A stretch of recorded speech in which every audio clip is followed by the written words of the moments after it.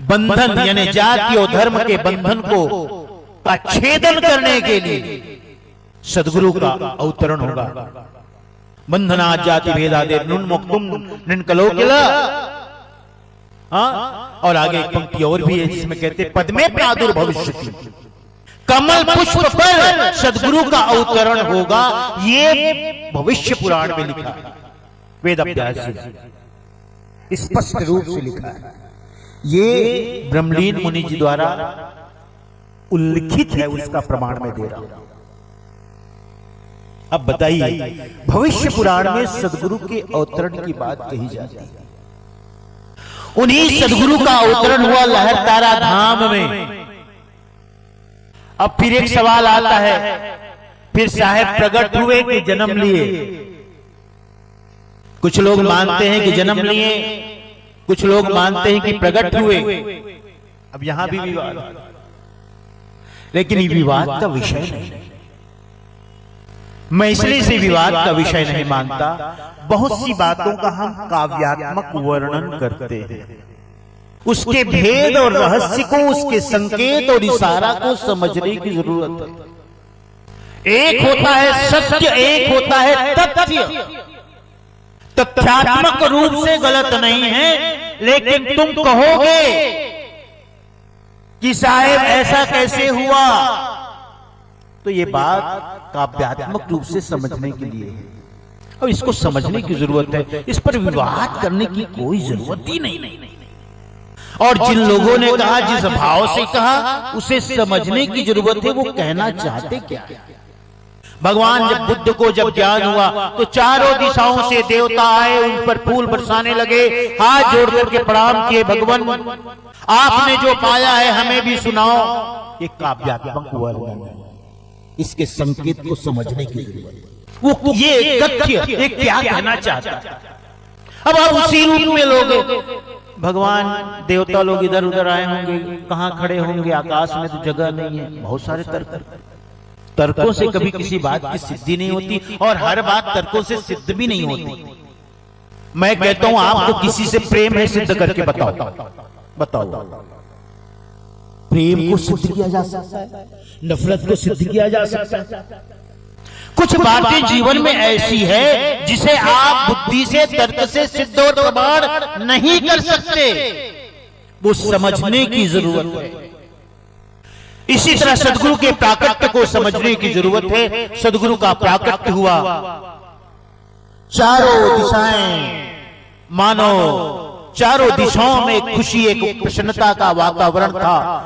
वो समय था 1456 विक्रम संवत ईस्वी सन के अनुसार 1399 पूर्णिमा की तिथि थी, सोमवार का दिन था, लहरतारा सरोवर था काशी के पश्चिम दिशा में। चारों तरफ मानो एक प्रसन्नता का, खुशी का, हर्ष का वातावरण। जैसे आप भी इस बात का अनुभव करते हो, जब आपके गांव में कोई साहेब संत आते हैं तो उस दिन कुछ और ही लगता है, आज आने वाले हैं साहेब। हाँ, मैं भी आया तो बहुत लोग, गांव के लोग पधराने गए थे।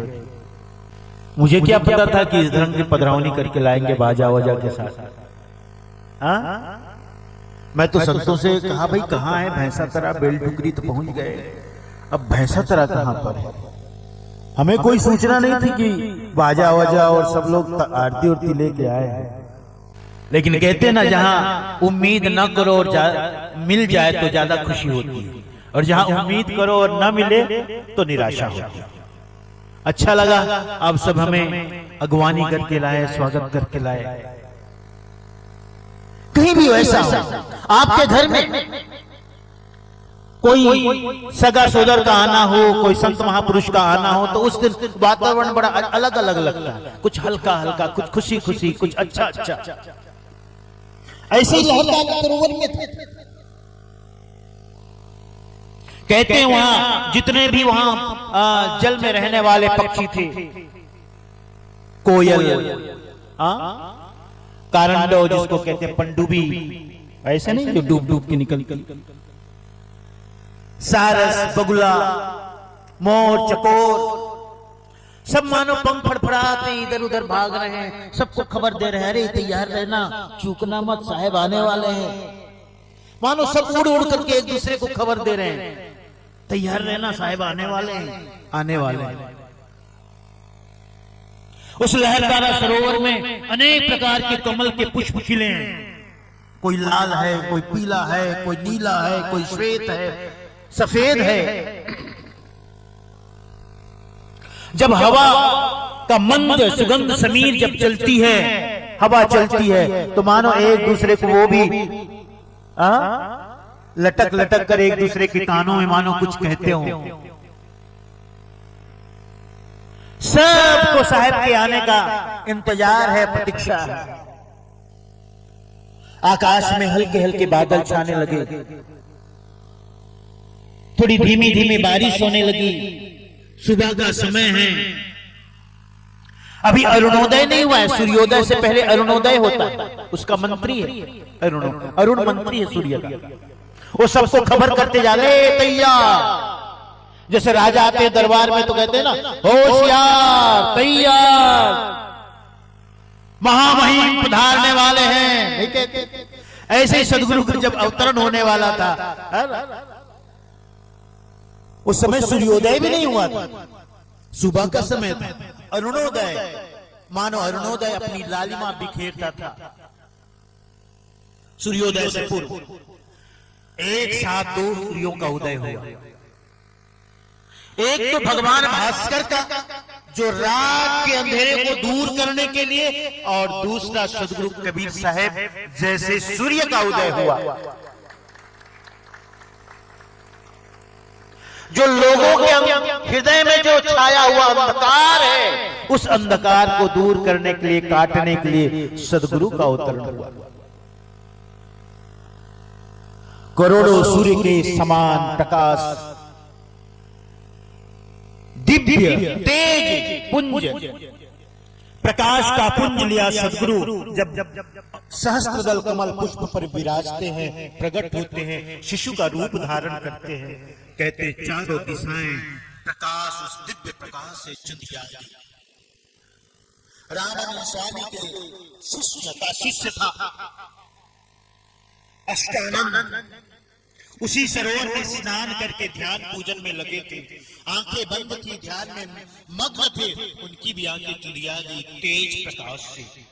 आंखें खोली तो देखा सहस्त्र कमल दल पर एक शिशु जो प्रकाश के रूप में अवतरित हुआ था और शिशु का रूप धारण कर लिया।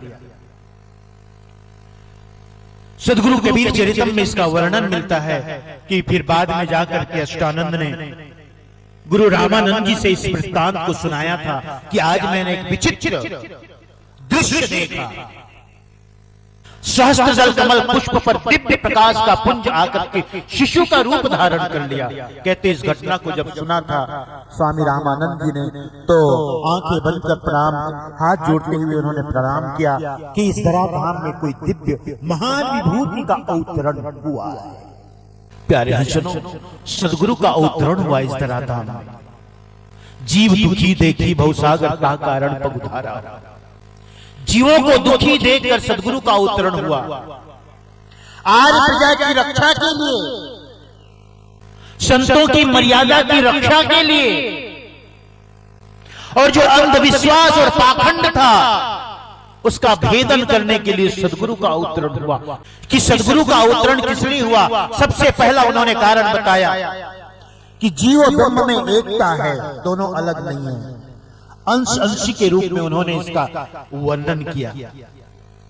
दोनों अलग नहीं है, भिन्न नहीं है। जैसे बूंद सागर में मिल जाती है और एक हो जाती है, ऐसे ही जीव अपने कर्म संस्कारों को काट करके, कर्म संस्कारों से मुक्त होकर के अंत में अपने स्वरूप को प्राप्त कर लेता है।